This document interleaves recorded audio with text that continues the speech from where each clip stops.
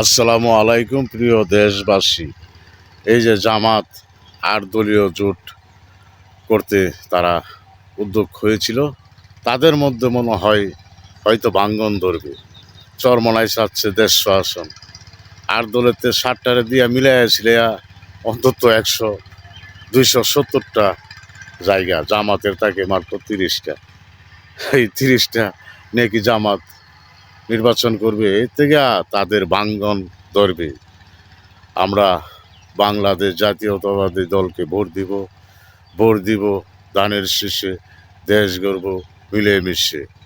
দানের শীষে দিলে ভোট, শান্তি পাবে দেশের লোক। আর দাঁড়িপাল্লায় যে দিবে ভোট তারা হবে রাজাকারের ভোট।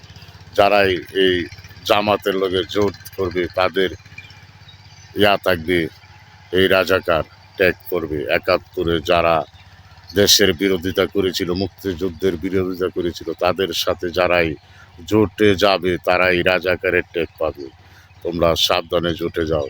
জামাতের সাথে জোটে যাওয়া যে কথা, জাহান্নামে যাওয়া একই কথা। তারা এই বাংলাদেশে আল্লাহর অলিগণের মাজার ভাঙ্গে, বাংলাদেশের শিশু দর্শন, নারী দর্শন, ছেলেদেরকে বলাৎকার, যা কিছু ঘটাচ্ছে, অগ্নিকাণ্ড, সব কিছু জামাতের দ্বারাই হচ্ছে। তাদের সাথে জোট বান্ধা আপনারা পাবেন রাজাকারের টেক।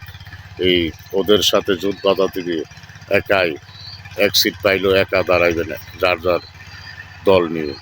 ওদের সাথে জোট বাঁধলেও ওদের মার্কা আপনারা পাইবেন না, যার যার মার্কা নিয়ে দাঁড়াইতে হবে। ওদের সাথে জোট বান্ধা হেফাজত সরম ভুল করবে। হেফাজত যদি তাদের সাথে জোট বাঁধে, তারাও রাজাকারের টেক পাবে।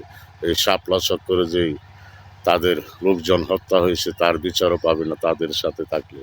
তো আপনারা যার যার পজিশনে থেকে নির্বাচন করুন। বাংলাদেশে এই জামাতের সাথে জোট না বেঁধে আপনারা যার যার প্রতীক নিয়ে নির্বাচন, যার যার দল থেকে জয় সিটি দাঁড়াতে থাকেন।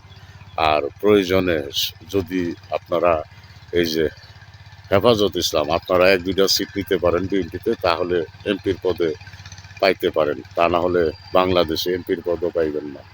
আপনারা দল গঠন করেন, নির্বাচন করে দেশ চালাইতেন, সেটার পাইবেন না। অতি শীঘ্রই হেফাজতকে বলছি, আপনারা এই জামাতের সাথে ত্যাগ করে বিএমপি থেকে ১-২টা সিট নিতে পারলে সেটা সবচেয়ে বেটার হবে আপনাদের জন্য।